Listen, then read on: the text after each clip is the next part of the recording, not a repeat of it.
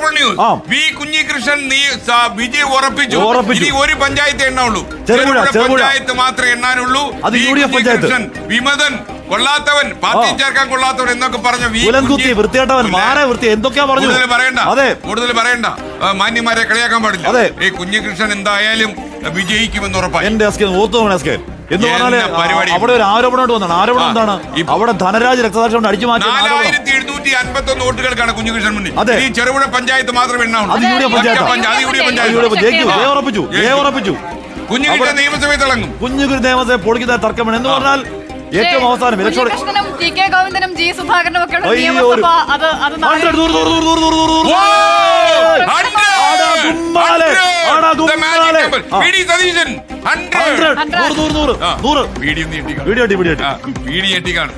കണക്കായിപ്പോയി അല്ലേ? Total constituency 140, LDF 38, NDA 2, UDF 100, LDF 38,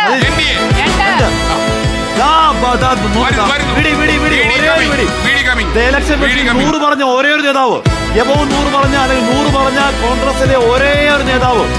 എല്ലാവരും കളിയാക്കുക സതീശനെ. പക്ഷേ പാർട്ടിക്കകത്തും പുറത്തും കളിയാക്കലുണ്ടായി. പക്ഷേ സതീശൻ പറഞ്ഞ വാക്കുകൾ അങ്ങനെ നിൽക്കുന്നു. സതീഷ് ഈസ് ഇലക്ഷൻ മാനേജർ, വാക്കാൻ തർക്കമില്ല. അതിപ്പോ മാത്രമല്ല സതീശൻ പറഞ്ഞ അത് ഈ പറഞ്ഞ ബൈ ഇലക്ഷനുകൾ കൃത്യമായി പുതുപ്പള്ളിയിൽ, തൃക്കാക്കരയിൽ അടക്കം, നിലമ്പൂരടക്കം ഈ പറഞ്ഞ കൃത്യമായ ഏതാണ്ട് കൃത്യമായ എണ്ണം പറഞ്ഞ ഫിഗർ പറഞ്ഞ ആളാണ് VD. അത് തദ്ദേശം കൃത്യമായ ഫിഗർ പറഞ്ഞു VD. അത് ലോക്സഭ കൃത്യമായ ഫിഗർ പറഞ്ഞു VD. അതിനുശേഷം നിയമസഭയിൽ 100 എന്ന് പറഞ്ഞ ഫിഗറിലേക്ക് എത്തിയില്ല എന്ന് വിചാരിച്ചിരുന്നു.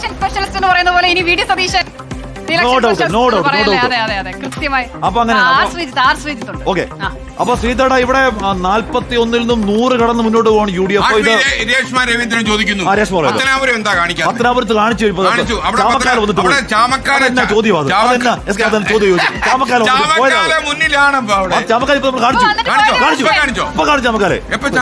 വന്നിട്ട് പോയി അല്പം മുമ്പ്.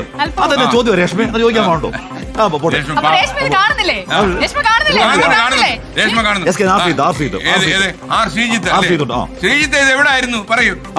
എന്ന് പറഞ്ഞാൽ 100 കടന്നു അങ്ങനെ കുതിക്കാം. ഈ പറഞ്ഞ എത്ര റൗണ്ടിന് പൂർത്തിയാവാനുണ്ട്? കേരളത്തിൽ എപ്പോൾ ഒരു ഫൈനൽ എൻഡ് റിസൾട്ട് അറിയാൻ പറ്റും? ഞാൻ ഇന്ദിരാഭവനിലാണ് ഇപ്പോൾ. വിജയാഹ്ലാദത്തിന്റെ നിറവിലാണ് ഇന്ദിരാഭവൻ. 10 കൊല്ലത്തെ അധികാരം നഷ്ടത്തിന് ശേഷം 10 കൊല്ലത്തെ അധികാര നഷ്ടത്തിന് ശേഷം UDF തിളക്കമാർന്ന വിജയത്തോടെ അധികാരത്തിൽ വരികയാണ്. അതിന്റെ ആ വലിയ ആഹ്ലാദത്തിലാണ് KPCCയുടെ ആസ്ഥാനമായ ഇന്ദിരാഭവൻ. ഇവിടെ എല്ലാ പ്രധാനപ്പെട്ട നേതാക്കളും ഉണ്ടായിരുന്നു. KC വേണുഗോപാൽ, രമേശ് ചെന്നിത്തല, VD സതീശൻ, ദീപാദാസ് മുൻഷി, സണ്ണി ജോസഫ്, ഷാഫി പറമ്പിൽ, അങ്ങനെ എല്ലാ പ്രധാനപ്പെട്ട നേതാക്കളുടെ സാന്നിധ്യം ഇവിടെ ഉണ്ടായിരുന്നു. ഇപ്പോഴും ഇന്ദിരാഭവൻ ഇളകി മറിയുകയാണ്. അത്രയും വലിയ വിജയാഹ്ലാദമാണ് പുറത്ത് നടക്കുന്നത്. എന്തായാലും 100 സീറ്റ് എന്ന ചരിത്ര നേട്ടവുമായി UDF അധികാരത്തിലേക്ക് വരികയാണ്. അതുകൊണ്ട് തന്നെ വലിയ 2001 AK ആന്റണിയുടെ സർക്കാർ വന്ന കാലത്താണ് ആ 100 സീറ്റിന്റെ നേട്ടം ഇതിനു മുമ്പ് ഉണ്ടായത്. ആ ഒരു ചരിത്ര നേട്ടത്തിലേക്ക് UDF വരുന്നു. മാത്രമല്ല, നേരത്തെ ഹാഷ്മി സൂചിപ്പിച്ച പോലെ VD സതീശനും മറ്റ് കോൺഗ്രസ് നേതാക്കളും പ്രവചിച്ച കണക്ക് ശരിയാക്കുന്ന ഒരു ജനവിധി ഉണ്ടായിരിക്കുന്നു. അപ്പോൾ